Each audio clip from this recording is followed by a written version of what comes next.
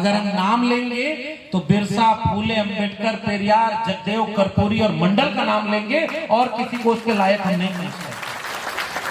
लेकिन खतरे से आगाह आपको कराना चाहते हैं, इसलिए इशारों में बात समझ जाइए। जो प्रतिनिधित्व करता है वो संसद भवन में बैठकर क्या काम करता है पता है? किसी भी विपक्ष के सांसद को जब बोलने के लिए खड़ा होता है तो वो जैसे नहीं, कुछ लोग होते हैं खेलब न खेले देव खेलवे बिगाड़, ट्रोल। आजकल सोशल मीडिया पर एक शब्द चलता है ट्रोल करना। इस कार्यक्रम को छेड़ो, जैसे कार्यक्रम होने वाला है तो विजय पासवान जी के बारे में अफवाह फैला दो पूरे बेगूसराय में। अरे वो तो ठीक आदमी नहीं है, अरे वो तो गड़बड़ है। फिर आयोजन समिति के किसी दूसरे आदमी के बारे में कोई और झूठ फैला दो, फिर तीसरे आदमी के लिए कोई और कहानी, ताकि कार्यक्रम फेल हो जाए। ऐसा होता है कि नहीं होता है? और देखिए अनुभव बोल रहा हुआ भी होगा, वरना हमें नहीं लगता कि बेगूसराय में इतने कम लोग इस विचारधारा से जुड़े हैं कि इतना बड़ा आयोजन हो और कुर्सी खाली रह जाए। कहीं तो गड़बड़ हो रहा है जो हमारी तरफ से हो रहा है। अब इस पूरे सभागार को उठा लीजिए, मंच पे 2-3 महिलाएं थी जो स्वागत करने आई, और सभागार में कितनी महिलाएं हैं? अब महिलाएं हैं ही नहीं, जितने पुरुष हैं वही अकेले क्रांति करने आए हैं। और महिला को घर छोड़ के आए, फिर आके कहेंगे कि घर में हमारी नहीं चलती है। आप वहां ले नहीं आए जहां पर विचार की बात होती थी, तो घर में आपकी कैसे चलेगी? क्योंकि क्रांति हम अकेले करना चाहते हैं। तो बिना महिलाओं के, या तो अब ये जिम्मेदारी आप निभाएं कि यहाँ से निकले तो आप उस तरह से महिलाओं को जागरूक करें, जिसके लिए एक बड़ा अलग तरह का नारा जगदेव बाबू ने दिया था। अब की सावन भादो में, और अपने बिहार के लोग पूरा नारा जानते हैं, तो मैं पूरा नारा नहीं बोल रहा हूँ अलग वजह से, लेकिन आपको समझ में आ गया। तो जो कामगार महिलाएं हैं, वंचित शोषित घरों की महिलाएं हैं, वो इस तरह के आयोजनों में क्यों नहीं होती और वो आपके मंच के वक्ताओं में क्यों नहीं होती? ये भी तो हमें सोचना होगा। केवल पुरुष लड़ेंगे। अब दूसरा सवाल, इस जगह पर जितने लोग बैठे हैं, औसत उम्र निकाल लीजिए तो 50 साल के आसपास जाएगा। तो नौजवान कहाँ है?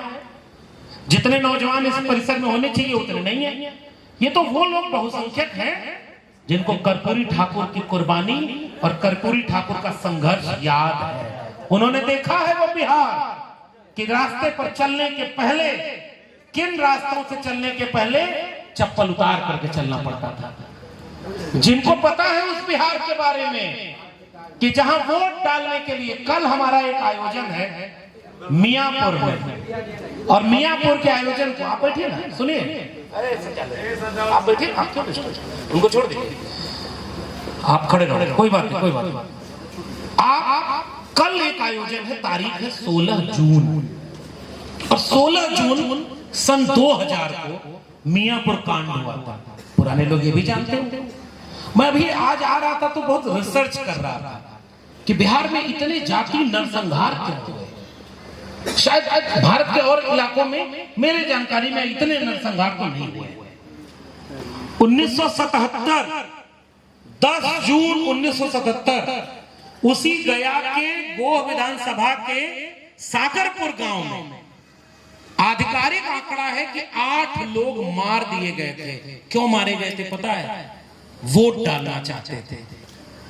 और वो सारे पिछड़े समाज के लोग थे। जो घायल हुए दलित समाज और पिछड़े समाज के लोग थे, जिनमें ज्यादा तादाद यादवों की थी, पासवान लोगों की थी, और 2-3 और जातियों के लोग थे जो लड़ करके कहे कि इस बार हम भी वोट डालेंगे। तारीख याद रखना, 10 जून 1977। और भारत का संविधान इस देश में कब लागू हुआ? 26 जनवरी 1950। यानी 27 साल तक बिहार के गांव तक संविधान नहीं पहुंचा था।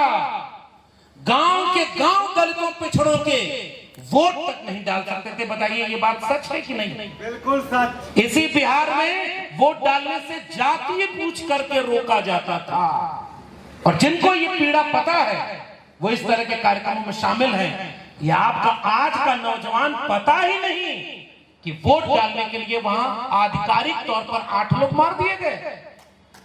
तब ना उसको पता चलता कि वोट डालने का अधिकार जान दे करके, कुर्बानी दे करके हमारे पुरखों ने हमारे लिए दिया।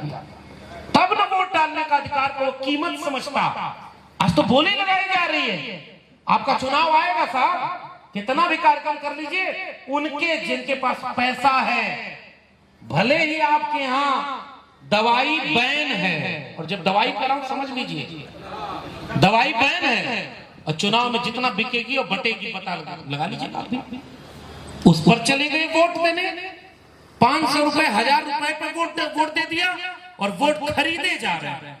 अगर हम नई पीढ़ी के लोगों को और इस बिहार और नई उत्तर भारत के तमाम लोगों को ये बात समझाने में कामयाब हो जाते कि वोट डालने तक के लिए हमारे बंधन को वोट दे दिया तो 20 साल पहले वाला बिहार आपके सामने आ जाएगा। जंगल राज, सीधा शब्द है, जंगल राज आ जाएगा। अब मैं सोच रहा था उस पूरे नरसंहारों की लिस्ट देखते हुए कि साल 1992 से शुरू होकर के बथानी टोला 12 में हमला हुआ, और किसने हमला किया, कैसे हमला हुआ और किन जातियों ने अपनी सेना बना ली थी, और जो सेना केवल दलितों, पिछड़ों और मुसलमानों पर नरसंहार करने का काम करती थी। और उसके बाद लक्ष्मणपुर बातें, शंकर बिगहा और उस तमाम फेहरिस्त लंबी चलती चली गई। किसी में 28 लोग, किसी में 58 लोग मारे जा रहे हैं। रात के अंधेरे में ये जो गोह में हुआ, पहले सेनारी में हुआ और 1999 में सेनारी हत्याकांड नरसंहार, और उसके बाद सन 2000 में मियापुर नरसंहार, और कब हो रहा है 1990 से 2000 के बीच में। मैं सोच रहा था, और जितने नौजवान हैं यहाँ, मैं उनसे एक बात कहना चाहता हूं, कभी सोचना ये सारे नरसंहार 1990 के बाद इतनी बड़ी तादाद में क्यों हुए। मैंने जब पूरा पढ़ा समझा तो मुझे लगा कि जब तक सामंतियों के सामने कोई बोलता नहीं था तो न बिहार में जातिवाद था, न बिहार में कोई लोकतंत्र कमजोर था।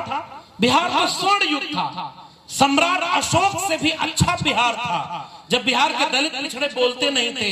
किसी ने कह दिया कि दरवाजे के सामने से चप्पल उतारो तो चुपचाप चप्पल उतार देते थे। किसी ने कह दिया कि हमारे सामने खटिया पर नहीं बैठोगे तो चुपचाप नीचे जमीन पर भुइयां बैठ जाते थे।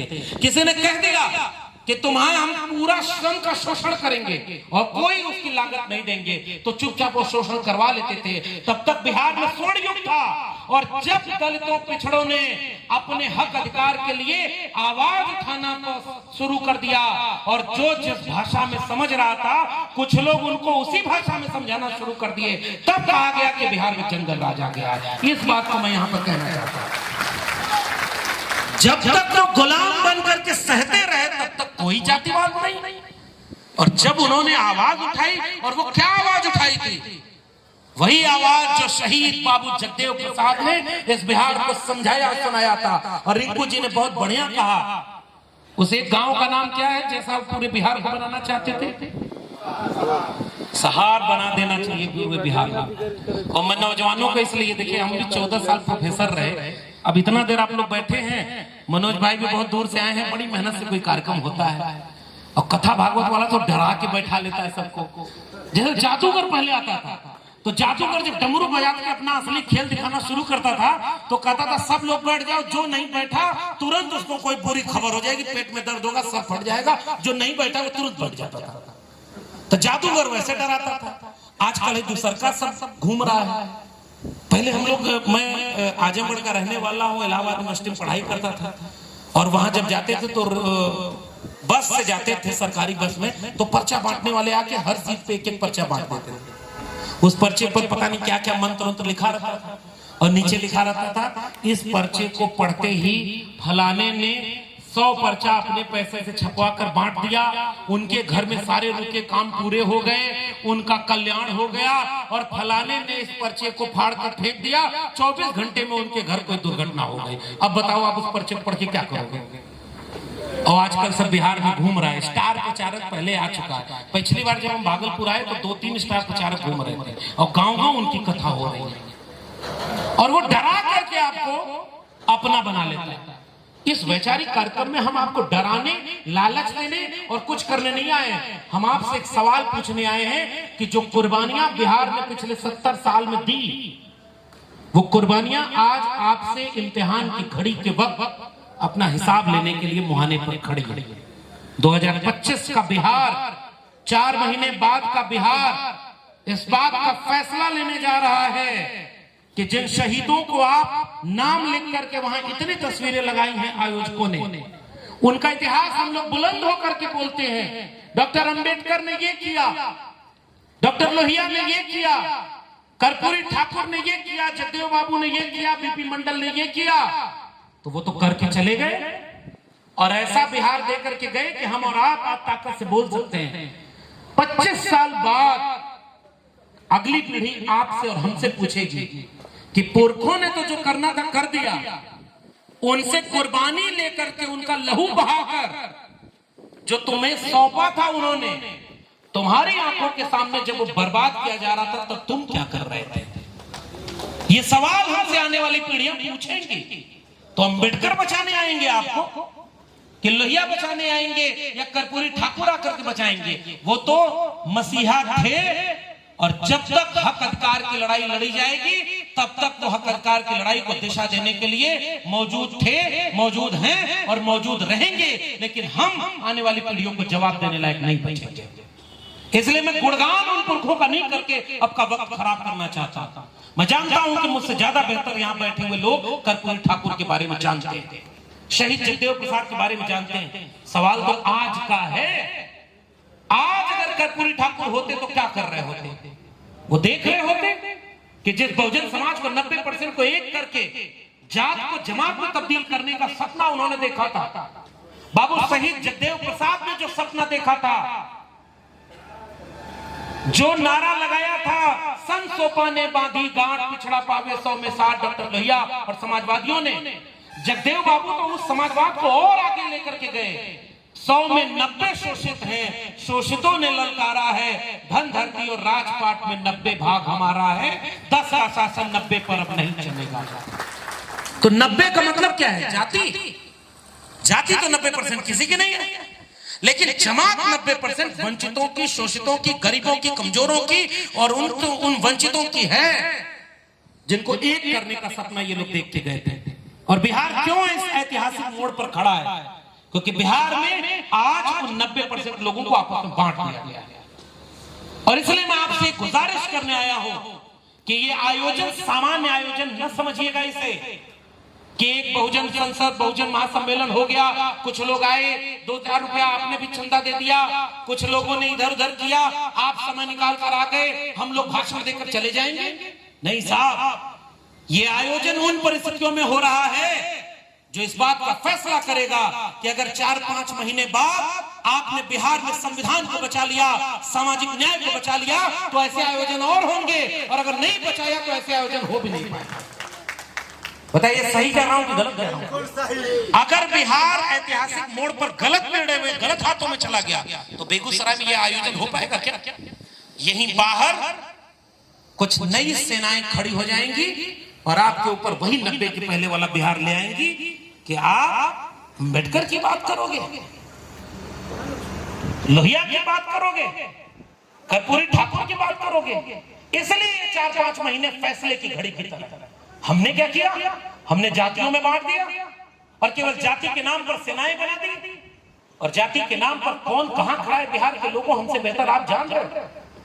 गूंजे धरती आसमान, रामविलास पासवान, क्या सबक निकला था समाजवादियों का भाई, और समाजवादियों की वो विरासत। और वही मुझे याद आ रहा था जब बेलछी कांड हुआ था तो संसद में खड़े होकर रामविलास पासवान को कोई बोलने नहीं दे रहा था, तो रामविलास पासवान गुस्से में कहते हैं कि मैं देश की संसद में खड़ा हूं, बाबा साहब के संविधान की वजह से यहां पहुंचा हूं, ये बेलछी नहीं है कि तुम हमें बोलने से जान मार दोगे।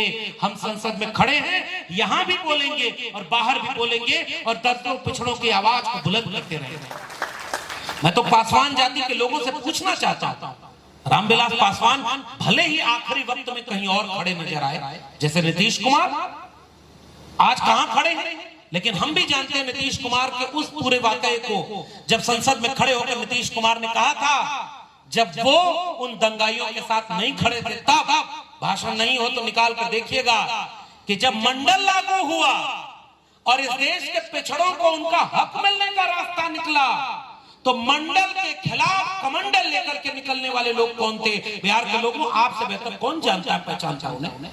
मंडल के खिलाफ कमंडल लेकर निकले, और एक आदमी तो रथ लेकर निकल गया था कि राम लला हम आएंगे, मंदिर वहीं। और ये नारा लगाते हुए पूरे देश में किस तरह का माहौल बनाया। और नीतीश कुमार जी संसद में खड़े होकर बोलते हैं कि मैं तो बिहार के उस माटी के लाल, गरीबों के मसीहा लालू यादव को बधाई देता हूं कि सांप्रदायिकता के रथ को समस्तीपुर में रोका था और दंगाइयों को उनका सबक सिखाया। मुझे वो बिहार भी याद आता है जब 2015 में एक वीडियो जारी हुई थी यूट्यूब पर, और लेफ्ट की पार्टियों ने, कम्युनिस्ट पार्टियों ने गांधी मैदान में बहुत बड़ी रैली की थी उस रथ यात्रा के खिलाफ, कमंडल